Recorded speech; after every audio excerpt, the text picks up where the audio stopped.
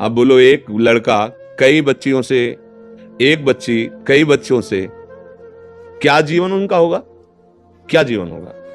उनको तो पता नहीं कि इसका परिणाम क्या होता है, व्यभिचार का परिणाम क्या होता है, उनको पता नहीं। बच्चे खिलवाड़, वैसे ही इंद्रियां विषयों की तरफ आकर्षित होती है और छूट मिल गई। एक वर्ष हम जैसे बच्चे मिलते हैं, तभी हमारे तो समय में था ही नहीं, ना मोबाइल था और ना ये रिवाज थी, पवित्रता, धर्म, मर्यादा, ऐसा नहीं। हम भारतवासी, हम कोई विदेशी नहीं है। तो लड़का मिला जो परमार्थ संबंधी प्रश्न किया, फिर उसके ब्रह्मचर्य पर दृष्टि गई तो उसने कहा 9 गर्लफ्रेंड है, 9 जगह वे विचार कर रहे हो और बात अध्यात्म की तुम कर रहे हो। आप बताओ क्या संस्कार होंगे, क्या संस्कार होंगे? अब जब उन बच्चों और बच्चियों का ब्याह होगा तो पातिव्रत धर्म से रहेंगे। अगर अपनी इंद्रियों को संयम में नहीं रखोगे तो ये दोष होगा ही होगा। आज हम लोग समझते नहीं, पत्नी चाहे जितना प्राण समर्पित कर दे, हमारा दिमाग खराब है बाहर के लिए, पति चाहे जितना दुनिया की सामग्री लाके सजा दे, नहीं, तो ये सुधार नहीं होगा, ये सुधार नहीं होने वाला, पक्का लिख लो। व्यभिचार दोष से युक्त जिसकी इंद्रियां हो गई, ये किसी तंत्र मंत्र से सुधरने वाली नहीं है।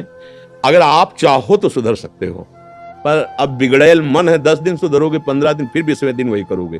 इसीलिए तो गुरुकुलों में भेजे जाते थे बच्चे, माताएं बहनों को बहुत सावधानी से पढ़ो लिखो, लेकिन पवित्र आचरण, हर चीज की जानकारी माता पिता रखते थे।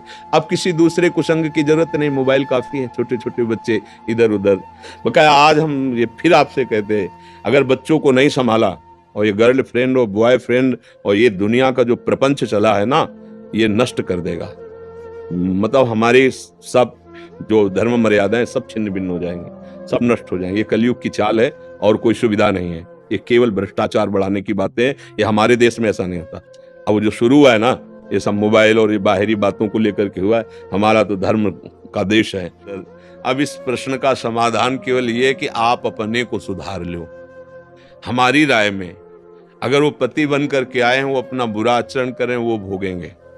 आपका जो कर्तव्य, आप अपने कर्तव्य का पालन करते भजन करते रहो तो तुम्हारा मंगल हो जाएगी। पर ये बात समझ में नहीं आएगी, लेकिन हमारे पास जो शिक्षा है वो कल्याण के लिए है। नहीं तो ये थोड़ी कि पति व्यभिचारी तो तलाक दे दीजिए।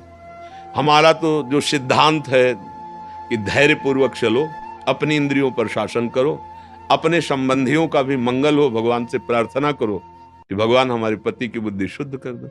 और अगर भगवान उसकी बुद्धि शुद्ध कर दे तो एक सच्चा पति भी बन सकता है। हम तो आपको मजबूत करना चाहेंगे कि आप अपनी इंद्रियों पर शासन करके आप वो गलती मत करो जो पति कर रहा है। नाम जप करो, भगवान का आश्रय लिया, उनका नाम, प्रभु अब तो आप ही मेरे प्रीतम हो, आप ही मुझे संभाल। वो मंगल भवन है, वो संभाल लेंगे।